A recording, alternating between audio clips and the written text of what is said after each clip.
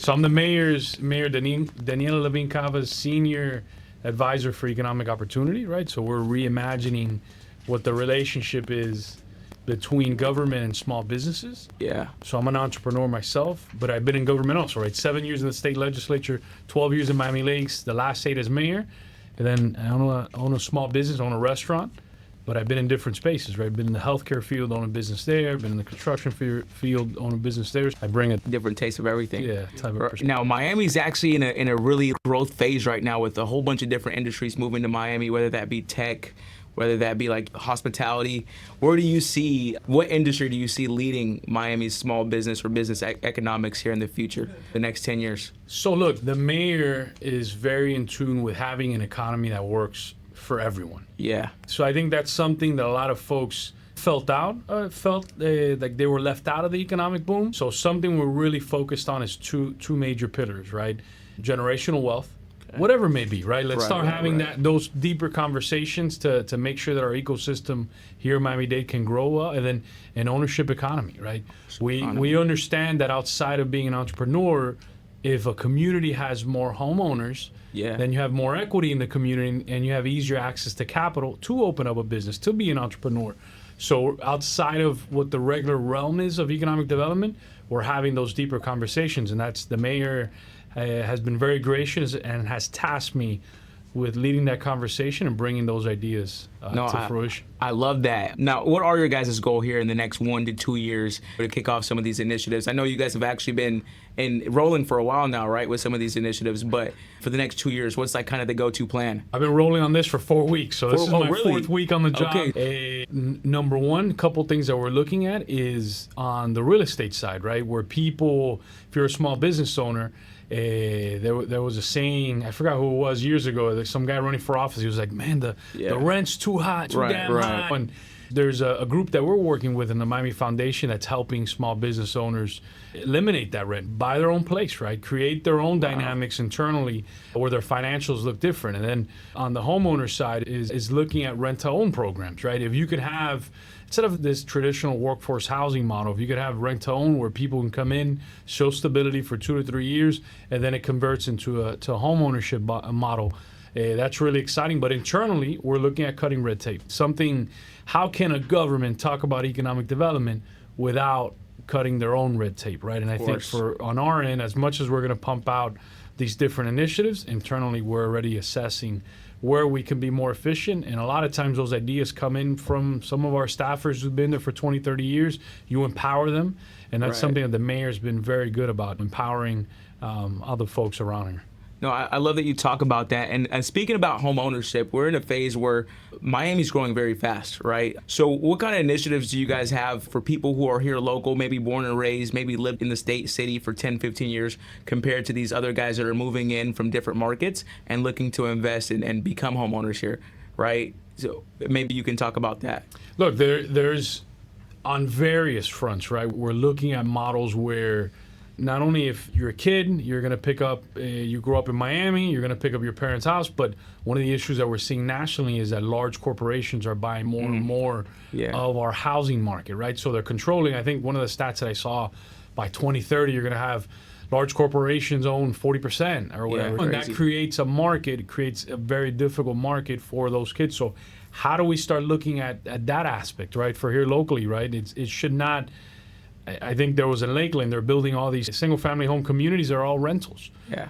And that might make sense for the time being, but at some point, you know what I mean, you want to have that equity, right? And look what happened for millennials for the longest time, they were the group of people that had no generational wealth, right? The last 5 years has been booming, right? Yeah. Because of their investing and their savings, because of hard work, their businesses. So we're looking at the entire ecosystem, but that's one program, the rent-to-own program that we really want to dig into.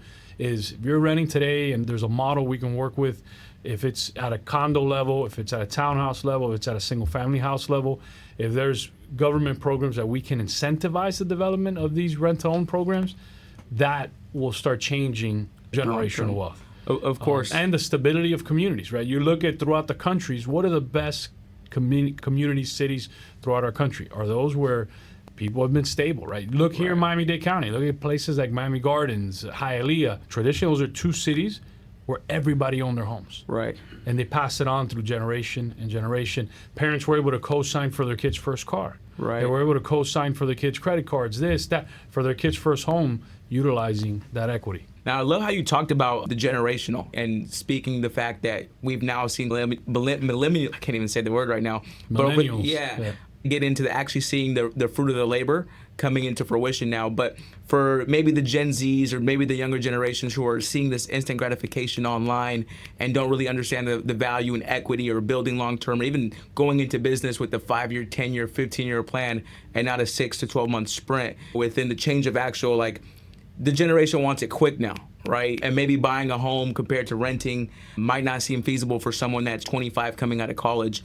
And I know that's something that you guys are talking about, plan to action here in the next 3 to 4 years. But what is like a specific deliverable for you guys that you guys need to meet to make something like this happen? Look, one specific deliverable that we're looking at is what's happening, because my role is on the economic opportunity side, right?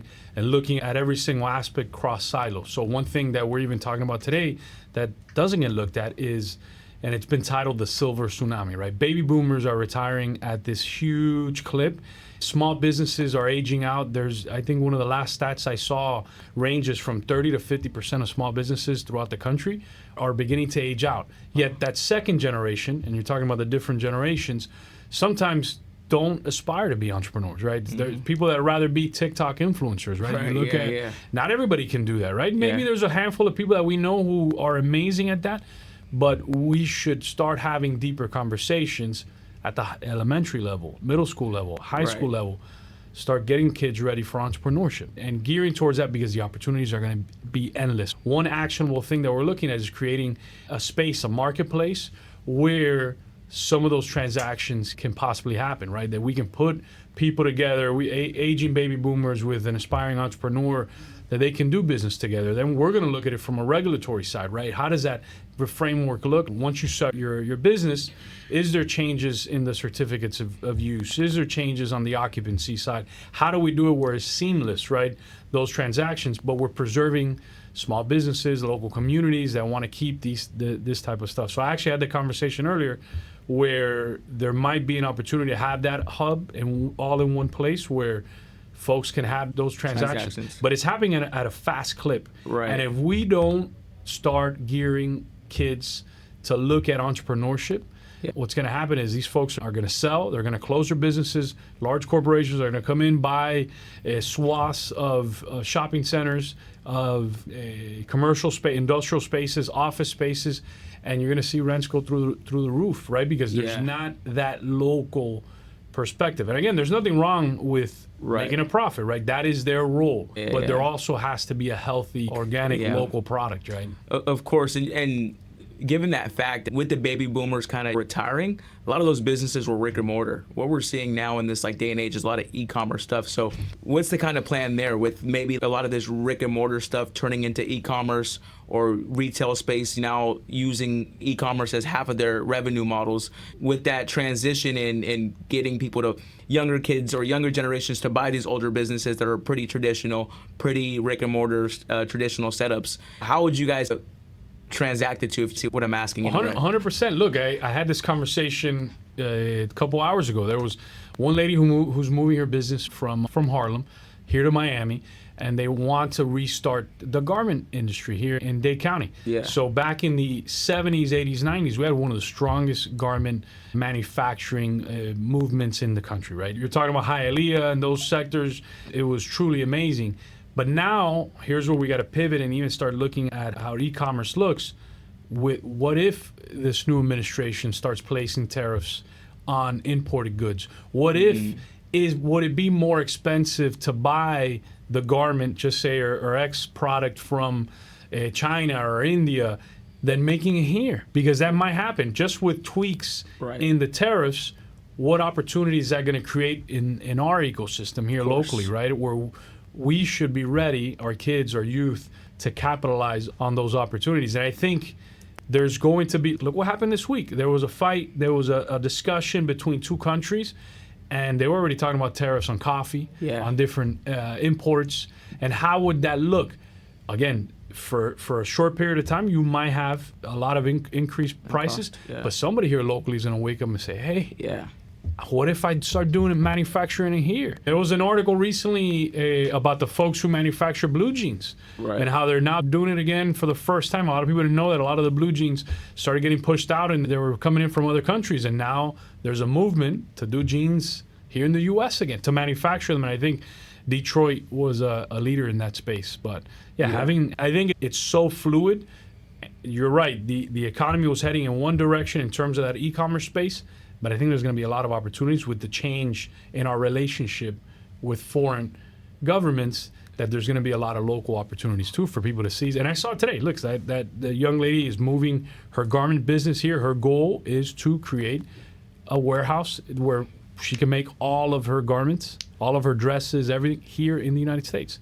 Right. With a team that they reskill towards that goal. So for businesses like this that are potentially now moving back into manufacturing in the United States or here locally, even in Miami, one thing that they do have to compete with is like branding, right? So if you're working with a manufacturer that's been taking care of someone for 20 years, has name recognition, you might be able to produce the same quality of work. You might not have the same brand recognition as this brand that's producing outside the country, right, and sending it. And even if those tariffs are coming in and increasing the cost of goods, justifying it making here in America, it'd almost be the same cost, right, comparably from a consumer standpoint, right? If I'm going to resell, let's say I don't know if this is accurate, so I'm just talking here. Let's say I'm going to manufacture here compared to outsourcing the goods outside the country, the cost of goods could ideally be the same or more here locally. Would you say?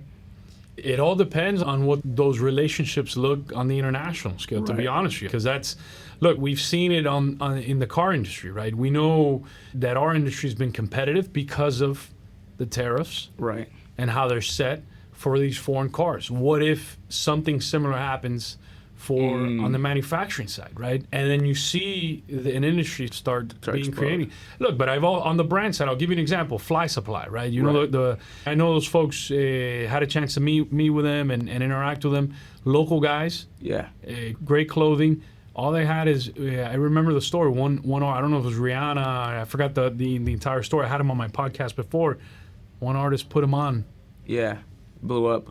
Yeah, changed everything. Right. And that's the advantage today too. They're going back to the e-commerce way, but it's also the way that people see things. So that leads into what we've built here at our agency. But you mentioned how that brand used that collab with one celebrity, and it actually used it as a scalability for their business to now have the brand awareness. Now, where do you see the space, especially given that Miami is such an entertainment and flashy place, of businesses being able to grow through these really exciting activations or influencers that are down here in Miami? Maybe you can, I don't know if you guys have looked into the influencer market on a business end from the development side. So we haven't, and again, I have to give major props to Mayor Daniela Levine Cava, because she's a mayor who really cares, right? And she's looked at it not only from the macro level, but from the micro level. She goes, Manny, there has to be equity in terms of the way businesses get treated, as the way that we look at economic development. And that's something Anthony and I have been looking at. Anthony's been pushing an ambassador program, right, for our Strive 305 hub, where we start identifying key players, social media, business, who can be. We use, instead of the influencers, we use the title ambassador, and being our ambassadors out there. So I know he's already identified 2 individuals that we're going to start moving forward with, that are going to help take what we have called the Strive 305 hub, which was the mayor's vision, and help expand that through those ambassador programs, influencer programs, however you may want to call it. But no, there's definitely opportunities. Obviously, in that world, there's so many. So you have, if you're in the food industry, there's about 10 or 20 here local that if you get on, you blow up. The restaurant might be sold out. Exactly. And the same thing in the industrial field, clothing field. So I think there's a lot of great opportunity there. Yeah. Just to wrap up, I know you said you're 4 weeks into it, but it seems like you're motivated and ready to go at it. What are some major things that we can see coming from you and your team in the next few months and years? Look, we're based on the mayor's vision. We're really expanding on that. We're looking at, on the capital side too, not only making sure that people have access to loans and capital, but seed partners, seed funding, right? Equity partners, right? Why don't we start having those deeper conversations and making, so we've talked about maybe even having an opportunity where people can submit their business plans, their ideas, online and immediately get feedback from equity partners. And maybe somebody tells them, hey, like a shark, not to use the word Shark Tank, but little similar. I love this idea. For 10% of the business, I'll give you X, Y, and Z capital. Let's make it happen. And then what happens is for us too, we've created in that ecosystem an opportunity for those small business owners to tap into legal services, right? So like legal services, CPAs, because people don't think about, you sign one bad contract, you're in trouble. And it might not be right away, but long term. So we're really working on, those are quick deliverables that are already happening. And then we're doing on the regulatory side, on the cutting red tape is really important, right? How, because I've asked that question, how can government talk about economic development if we don't make the barrier of entry a lot lower, a lot easier, right? The barrier entry should not, your barrier entry shouldn't be, man, it's too difficult. Government's too, it should be, oh, this we're partners, we're here to help, we're here to serve. So yeah, those are we'll expand upon. I'll come back. I know this was impromptu. I'll come back in the next couple of months and I'll walk you through, because we just finalized our small business program, and we'll talk a little bit deeper about the actual policies. There's about 3 or 4 already moving its way. They're not finalized, so I'd rather not put them out there. They're already moving their way through the system, but we'll talk about it soon. Well, I'm excited. I'm looking forward to having you back and obviously seeing you more around this space and learning from you. What was your name one more time? And Manny said I'm the Senior Advisor for Economic Opportunity to Mayor Daniela Levine Cava, and shout out to the mayor who believes in the potential that we all have here in Miami-Dade County. Walking into the hub, it was a really cool experience. I know people talk about co-working spaces, and we've seen it around the country, but it's really unique. It's a really unique place. Anthony on my team's been talking about it for a while, so when I came in, I felt the vibe, and I looked around, and I just saw people at work collaborating, and I think that's what it's all about, right? Creating those ecosystems where entrepreneurs can develop their skills, can develop their products, can develop their ideas, but that type of energy is contagious. So it's so important to have those types of folks, those, I don't want to use the word high achievers or what, but just people who believe in the power of building, of making happen, bringing dreams together in the same room. I mean, it's really powerful. So shout out to you all.